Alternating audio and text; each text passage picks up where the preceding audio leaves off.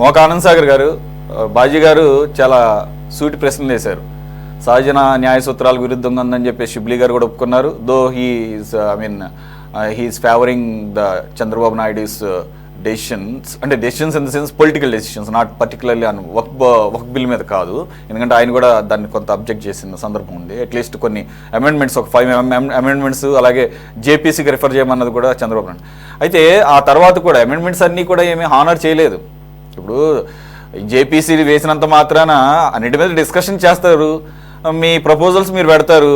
అలాగే TDP proposal TDP పెట్టింది, అలాగే దేశంలో ఉన్నటువంటి అన్ని పొలిటికల్ పార్టీస్ యొక్క పార్టిసిపేషన్ దాంట్లో ఉంటుంది, జేపీసీలో ఉంటుంది. ఈ అన్ని నెలల పాటు కూడా ఆ రిప్రజెంటేషన్ ఏమైతే అబ్జెక్షన్స్ లేకపోతే సజెషన్స్ ఇచ్చారో అవన్నీ పరిగణలోకి తీసుకుని, పరిగణలోకి అంటే వింటారంతే, అవన్నీ పరిగణలోకి తీసుకొని చేంజెస్ చేసి ఫైనల్ బిల్లులో డ్రాఫ్ట్ బిల్లులో పెట్టాలని రూల్ లేదు. అదే జరిగింది. మొత్తానికైతే వారికి ఉన్నటువంటి లోక్సభ రాజ్యసభల్లో ఉన్నటువంటి మెజారిటీతో గెలిపించుకోగలిగారు. దానిలో మీరు కూడా భాగస్వామ్యం అయ్యారు. ఇప్పుడు ఏంటంటే ముస్లిమ్స్ని బాధకు గురి చేసేది అలాగని చెప్పేసి దీంట్లో అసలు ప్రయోజనాలు లేవంటే ఉన్నాయి. కానీ at the same time BJP యొక్క హిడెన్ ఎజెండా గురించి భయపడుతున్నారు ఇక్కడ. ఇప్పుడు బీజేపీకి ఉన్నటువంటి ఒక పొలిటికల్ హిస్టరీని చూసి వారు ఏ విధంగా 80ల నుంచి ఇప్పటి వరకు ఎలివేట్ అవుతూ వచ్చారు, ఏ అంశాలని ముందు ప్రజల ముందు పెట్టి రాజకీయ అంశాల కన్నా కూడా మతపరమైన అంశాలని జనాల్లోకి చొప్పించి ఆ రకంగా బెనిఫిట్ పొందుతూ రాజకీయంగా అధికారంలోకి వచ్చారనేది గుర్తుంచుకున్నారు.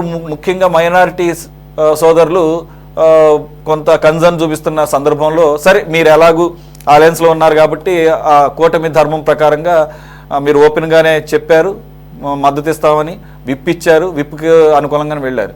కానీ అవసరమైతే మీకున్నటువంటి బలంతో మోదీని నిలువరించే అవకాశం ఉన్నా కూడా నిలువరించలేకపోయారనేది ఇప్పుడు బాజీ గారి లాంటి వాళ్ళు, లేదంటే కనుక మిగిలిన ఇండియా పార్టీ లో ఉన్నటువంటి పొలిటికల్ పార్టీ చెప్తున్నటువంటి ఇండియా గ్రూప్లో ఉన్నటువంటి వాళ్ళు చెప్తున్నట్టు మాట. సో ఇప్పుడు ఆల్రెడీ కొన్ని అభ్యంతరకరమైన ఇష్యూస్ ఉన్నాయి. దాంట్లో ఎలాగూ సుప్రీంకోర్టులో ముందు ఉంది అది. సరే అది కాసేపు అక్కడ పెడదాం. మీకు వైసీపీకి ఇక్కడ ఏంటి తేడా ఏముంది అనేది ప్రాథమికంగా వస్తున్నటువంటి ప్రశ్న. ముందుగా మీకు డిబేట్ లో ఉన్నటువంటి పెద్దలందరికీ హృదయపూర్వక నమస్కారం.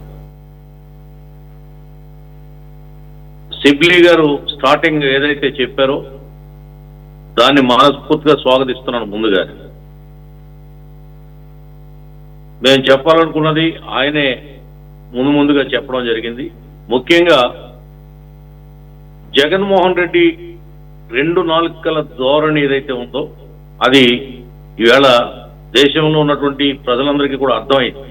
ఆయన ఏ విధంగా ఎగువ సభలో కూడా పొగేసి కళ్ళు కట్టేసి అబద్ధాన్ని నిజంగా నమ్మించే ప్రయత్నం, ఆయన పల్టీలు కొట్టడం, హై జంపులు లాంగ్ జంపులు చూస్తే ఆశ్చర్యం వేస్తుంది. రాజకీయంలో ఇటువంటి నకిలీ ఓటింగు, నకిలీ మళ్ళీ ఈ సుప్రీంకోర్టుకి వెళ్ళడం, కోర్టుకి అప్పీల్ చేయడం, ఇవన్నీ పిటిషన్ వేయడం, ఇవన్నీ ఇంత జనాలందరూ అంతా వెర్రి వాళ్ళు అనుకుంటున్నాడేమో ఆయన, మాకు అర్థం కాదు. దీన్ని ముందుగా జగన్మోహన్ రెడ్డి ఆడుతున్నటువంటి గేమ్ని తెలుగుదేశం పార్టీ తరఫున ఖండిస్తూ, చంద్రబాబు నాయుడు గారి పాత్ర ఓపెన్గా ఉంది. తెలుగుదేశం పార్టీ మాకు కూడా డిబేట్కి వెళ్ళేటప్పుడు మీరు క్లియర్గా చెప్పండి, ఈ అంశాల మీద మనం సవరణలు కోరాం, ఆ దిశగా మనం గట్టిగా ప్రయత్నం చేస్తాం, ఇది వినిపించండి మీరని చెప్పి మాకు చెప్పారు. మేము అదే వినిపించుకుంటూ వస్తున్నాం. అక్కడ ఒక తెలుగుదేశం పార్టీ పోరాడితే వినే పరిస్థితిలో బీజేపీ ఉందో లేదో ఇక్కడ ఉన్న పెద్దలందరికీ తెలుసు. ఇకపోతే చట్టానికి కానీ రాజ్యాంగానికి కానీ సవరణలు కొత్త ఏం కాదు. కాంగ్రెస్ పార్టీ సవరణలు చేసింది, ఎన్నో సవరణలు చేసింది. రాజ్యాంగానికి అనేక చట్టాలు తీసుకొచ్చింది, కొత్త చట్టాలు. కాంగ్రెస్ పార్టీ 65 సంవత్సరాల పైచలకు ఈ దేశాన్ని పరిపాలించిన పార్టీ కాంగ్రెస్ పార్టీ. మహాసముద్రం లాంటి కాంగ్రెస్ పార్టీ ఈవేళ బీజేపీ మేరు పర్వతంలాగా పెరిగిపోతే అది పిల్లకాలంలో తయారైంది. వాళ్ళు ఎన్నన్నా చెప్పొచ్చు. ఆ వేళ రాష్ట్రాన్ని మార్చి ఎడగొట్టినప్పుడు, తెగ నరికినప్పుడు వాళ్ళు ఎవరు మాట ఉన్నారు? పార్లమెంట్లో ఏం చేశారు, ఎలా చేశారు, దానికి ఫలితం ఇప్పుడు ఎవరు అనిపిస్తున్నారు? వాళ్ళు ఈ ఆంధ్రప్రదేశ్లో అడ్రస్ లేకుండా వాళ్ళు వెళ్ళిపోయారు. ఆర్థికంగా వెనకబడిపోయి రాష్ట్రం అష్టకష్టాలు పడుతుంది. 5 సంవత్సరాలు జగన్మోహన్ రెడ్డి కబంధ హస్తాల్లో సర్వం కోల్పోయింది రాష్ట్రం. వ్యవస్థలన్నీ విచ్ఛిన్నమైపోయింది, కుక్కలు చెప్పుని విస్తరైపోయింది. ఇటువంటి తరుణంలో ఈ వక్ఫ్ బిల్ అనేది కేంద్రం తీసుకొచ్చింది. ఫెయిర్గా చెప్పండి సార్, కేంద్రంలో వాళ్ళు తీసుకున్న నిర్ణయాన్ని మార్చగలిగే శక్తి తెలుగుదేశం పార్టీకి ఉందా? కానీ మా చిత్తశుద్ధి ప్రకారంగా మాకున్న పరిధిలో మా శక్తి మేరకు మేము కేంద్రాన్ని కొంతవరకు చేయగలము. కలెక్టర్లు ఏం చేస్తారని అడిగారు కాంగ్రెస్ ప్రతినిధి గారు. కలెక్టర్ పై స్థాయి అధికారులకు అధికారం ఇవ్వమని చెప్పాను, వాళ్ళకి నిర్ణయాధికారం వద్దని చెప్పాను. దానికి కేంద్రం అంగీకరించింది. కలెక్టర్ కంటే పై స్థాయి అధికారి నిర్ణయాలు ఉండాలని చెప్పాం వక్ఫ్ బోర్డుల పైన. అలా మేము 5 సవరణలు పెడితే 4 సవరణలకి కేంద్రం ఆమోదించింది. అక్కడికి మేము సాటిస్ఫై అయ్యాం. ఏం చేయమంటారు? ఈవేళ వర్గీకరణ ఉంది, దేశంలో ఎంతమంది వ్యతిరేకిస్తున్నారు?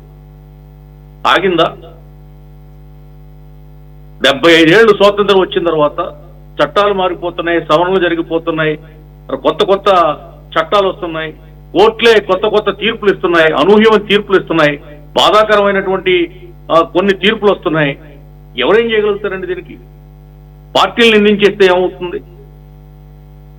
కానీ జగన్మోహన్ రెడ్డి, మేము ఓపెన్ గా కూటమిలో ఉన్నాం, ఇవాళ బీజేపీ జనసేన మేము కలిసి ఉన్నాం ఇక్కడ రాష్ట్రంలో, కేంద్రంలో కూడా అధికారం షేర్ చేసుకుంటున్నాం. మేము ఇంకా ఏదో మభ్య పెట్టామంటే కొంచెం అర్థం ఉంటుంది, ఏదో పవర్ లో ఉన్నాం, పవర్ కాపాడు కోసం అని చెప్పి అర్థం ఉంటుంది. కానీ ఆయనకి ఏంటంటే అసలు అప్పుడు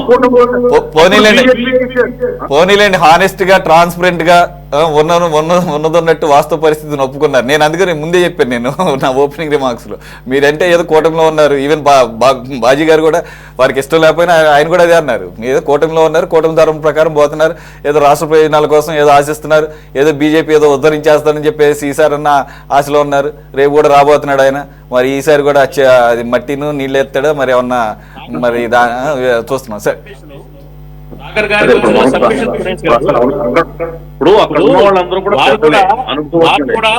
సవరణ చట్టం ద్వారా ముస్లింస్ కి అన్యాయమే జరిగింది అని నమ్మగర్భంగా ఒప్పుకుంటున్నారు. ఆయన కూడా మనోవేదన అర్థమవుతుంది, ఆందోళనలో ఆయన కూడా ఆవేదన చెందుతా ఉన్నారు, అన్యాయం జరిగింది అని.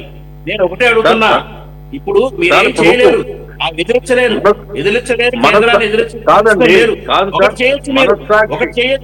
ఒకటి చేయొచ్చు ఏంటంటే, వెస్ట్ బెంగాల్ ముఖ్యమంత్రి మమతా బెనర్జీ గారు నిర్ద్వందంగా ఈ చట్టాన్ని మా రాష్ట్రంలో అమలు చేయము అని ప్రకటించింది. ఆ రకంగా మీరు చంద్రబాబు నాయుడు గారి చేత కూడా ఆంధ్రప్రదేశ్ లో ఈ సవరణ చట్టాన్ని అమలు చేయమని ప్రకటింపజేయండి. అప్పుడు నమ్ముతాం, మీ ఆవేదన నమ్ముతాం, మీ చిత్తశుద్ధిని నమ్ముతాం, మీ వెనకాలే వస్తాం ముస్లిం సమాజం అంతా. ఇక్కడ పార్టీలు కాదండి, పార్టీలు కాదు, 30 కోట్ల మంది ముస్లింస్ దేశవ్యాప్తంగా సమాజం యొక్క మనోభావాల గురించి మాట్లాడండి. ఈ పార్టీ మాట్లాడిందా, ఆ పార్టీ మాట్లాడిందా, పార్టీలు అవకాశవాదంగా మాట్లాడతాయి, వదిలేయండి. కానీ ఇవాళ మనం ఆలోచించాల్సింది 30 కోట్ల మంది ముస్లిం ప్రజల మనోభావాలు, వాటిని దృష్టిలో పెట్టుకొని పెట్టండి. మీరు రాష్ట్రంలో ఈ చట్టాన్ని, సవరణ చట్టాన్ని అమలు చేయము అని ప్రకటింపజేయండి. We will believe, we will follow you. Baji గారు ఇది కూడా మరి ఎక్కువగా ఆశిస్తున్నట్టు. ఎందుకనంటే వెస్ట్ బెంగాల్ మమతా బెనర్జీ గారు ఇండియా కూటమిలో ఉన్నారు, ఇండియా అలయన్స్ లో ఉన్నారు, ఆవిడకి ఆ స్వేచ్ఛ ఉంది. ఇప్పుడు వీళ్ళు అఫీషియల్ గా ఇండియాలో ఉన్నారు. ఇప్పుడు అఫీషియల్ గా ఎన్డీఏలోనూ లేదు, ఇండియా అలయన్స్ లో లేనటువంటి వైసీపీనే ఆ రకంగా మీరు రాష్ట్రాన్ని మీద ఉండండి. మీరు రాష్ట్రానితో ఉంటేనే రేపు ఎలక్షన్ లో ముస్లిం సమాజం ఏం చేయాలో చేస్తారు. ఇప్పుడు ముసలి కన్నీళ్లు కార్చొద్దు, నిజాయితీతో ఉండండి, భయపడొద్దు, మీరు ఆత్మసాక్షిగా పనిచేయాలా. ఇవాళ పూర్తి మెజారిటీ ఉంది తెలుగుదేశానికి, ఎవరికి భయపడాల్సిన పరిస్థితి లేదు. మళ్ళీ ఎలక్షన్ వచ్చినా మేమే వస్తామనే ఆత్మవిశ్వాసంతో ఉన్నారు చంద్రబాబు గారు. ఖచ్చితంగా ఉండొచ్చు. అది ఎందుకు భయపడాలి? మీరు ఒక వర్గం తీవ్రంగా గాయపడినప్పుడు వాళ్ళ సంరక్షించాల్సిన బాధ్యత లేదా? మీ వెనకాల కొమ్ము కాశారు కదా ముస్లిం వర్గాలు కూడా. రాజు గారు ఒక్క విషయం, ఇప్పుడు దీంట్లో అసలు మొత్తంగా బిల్లు చట్టము కానీ ఇప్పుడు అంటే చట్టమైంది బిల్లు అసలు ఆమోదయోగ్యంగా లేదంటారా? లేదంటే కనుక ఇప్పుడు కొంత పర్సంటేజ్ ఉపయోగపడే అంశాలు ఉంటేనే కదా ఇంత దాకా వస్తుంది. అది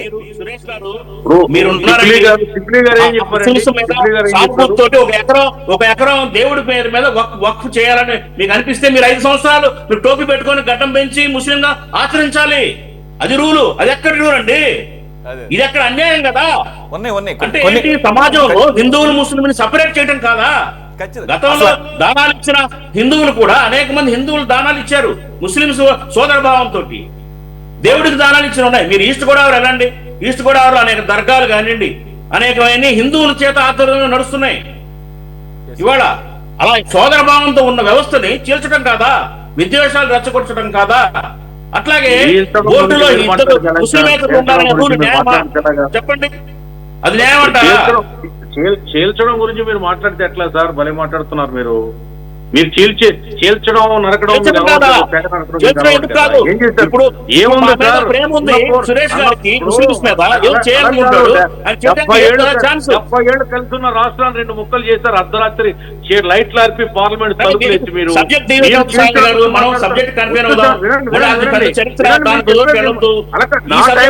మాట్లాడుతున్నారు. అయినా కూడా గౌరవించి మీరు టైంలో మీరు మాట్లాడారు. నా టైం నాకు ఇవ్వాలి కదా. మీరు ఎందుకు కరెక్ట్ కాదు, కరెక్ట్ కాదు. మీరు మాట్లాడకూడదు, ఎందుకంటే మీరు మాట్లాడేది మేము విన్నాం. నా టైం కూడా తీసుకుని మాట్లాడారు, విన్నాం మేము. అది కరెక్ట్ కాదు, డిస్టర్బ్ చేయకూడదు. మనం అంతా జెంటిల్ గా మాట్లాడుకోవాలి. ఇప్పుడు ఏదో మనం ఇక్కడ డిబేట్ చేసినంత మాత్రం అక్కడ దేశంలో మార్పులు రావు, చట్టంలో మార్పులు రావు, అక్కడ ఏమీ బిల్లు మారిపోదు. ఇది కాదు కదా, ఓ పద్ధతిగా మాట్లాడుకోవాలి. మీరు గట్టంలో మాట్లాడతాడు, ఒక రకంగా మాట్లాడతాడు. ఇది కాదు కదా. ముస్లిం యొక్క మైనార్టీల యొక్క మనసు చూరగొన్న పార్టీ మా పార్టీ. మేము పార్టీ పెట్టిన దగ్గర నుంచి ఇప్పటి వరకు కూడా వాళ్ళకి ఎప్పుడు ఇంత భంగం కలగకుండా, ఈవేళ హైదరాబాద్ లో పాతాలర్లు జరగకుండా, హైదరాబాద్ లో గోండాయిజం లేకుండా, ఈ రాష్ట్రంలో ముస్లింలపై ఈగ వాలకుండా కాపాడిన పార్టీ తెలుగుదేశం పార్టీ.